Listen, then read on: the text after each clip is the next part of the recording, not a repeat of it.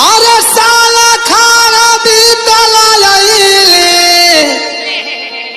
अरे रे मालकिनी सुना हो। अरे का मलकिनी मलकिनी कैले हो कहो तू है ना हो जौन पर आयल हलु परसलिया। अरे चिंता गैलू है मलकिन परेशान वाली न है।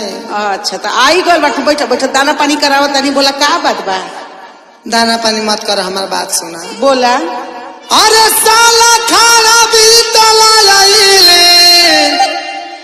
फिर राउर भावनावा गोदावाइले तू ना। अरे चुप रहा तू बौरही कतना को देबू हो। पर साल आई रहलू है तो सासू जी के गोदी देहलू आ हमारो के गोदी देहलू तो अब के गो देबू गाँवपुर के हमरे गोदबा कैलू। अरे त पर साले मलकिन एगो चंदे ना बनवैले रहो इनकी पारी तनी कुछ डिजाइन बदल दे। डिजाइन बदल देबू। हाँ हो सुना ना। बोला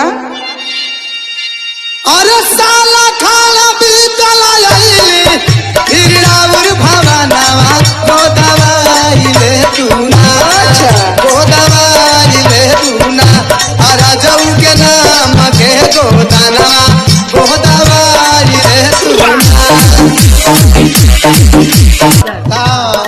पर तू आल और एक और आई रहल। हाँ आ देखा तो महाराजा जी के नमवा गोद देले बाप तुमसे कहाँ गोदवाई ई बतावा। अरे ता सुना। बोला एगो बात कुछ बताइबू ना। हाँ हाँ बताई। अच्छा ये बताओ यहाँ आवे से पहले नैहर में तहार के रहल की ना।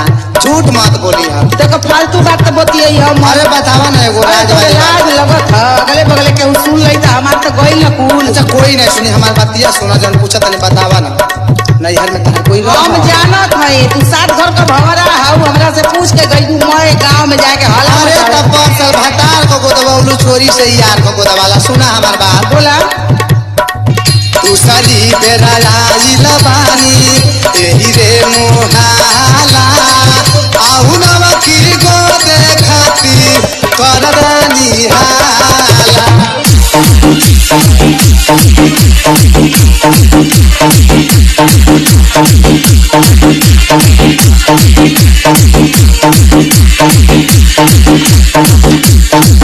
दूसरी बेर मानो ताने आइल बानी यही मोहल्ला में आई रहे।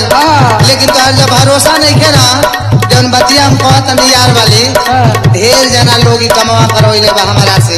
ना तो हम ना करवले ढेर जनी करवले हो तो नहीं करवा लेबू तो तहरा भाग तकदीर में के पून और चढ़ जाई। कैसन कुन हो काहे कि कम से कम नैहर गइले के बाद उ बेचारा देखी तो ओकर करे जाके ठंडाई मिल जाई। लगत कि यार सच तू रखल ही हो।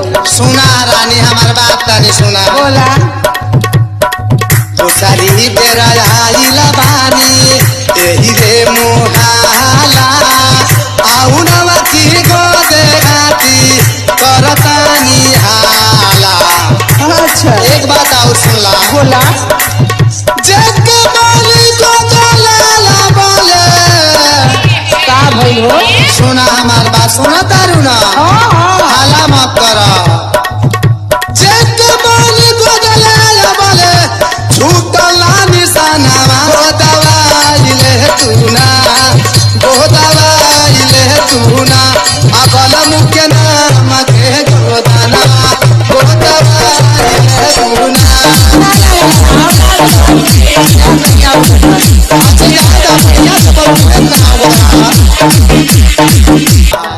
अच्छा अनंजय बोको दवाइले रहले कि आई लव यू सावरिया।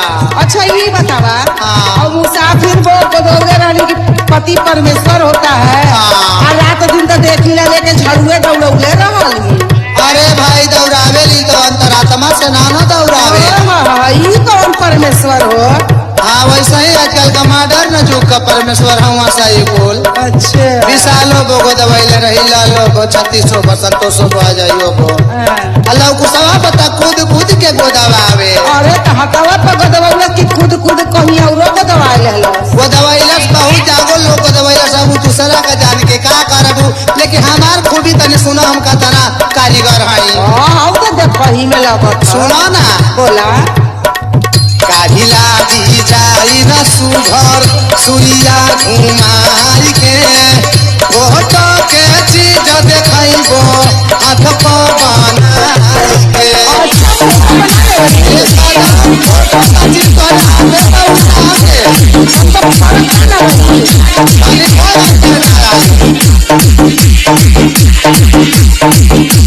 अच्छा सुना का हो तू फोटो बना लेवलू ना। एक कदम तोरा मरद के तस्वीरों बना दो तोरे हाथवे पर। अच्छा तो रुका हम फोटो लेके आवत तनी। फोटो लेके आवा और लाला को पुट्ठा पलाला का फोटो बनौले रहे। हाँ सुना हमार बात। बोला काढ़िला दी जाई न सुघर सुइया घुमाई के फोटो के चीज देखाइबो हाथ को बनाई के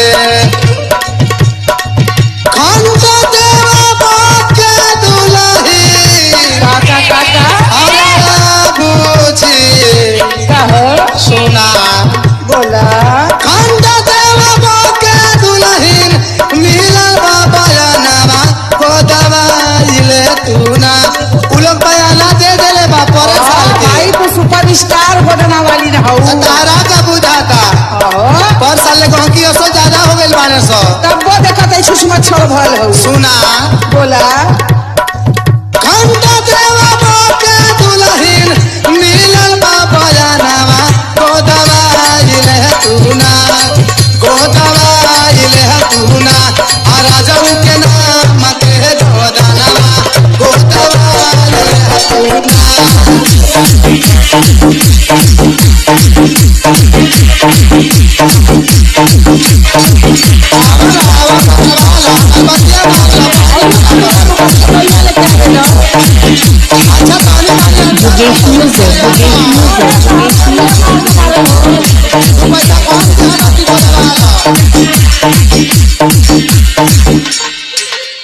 लो हाई फोटो ला और ऐसा ही हमारे राजा जी का मोछ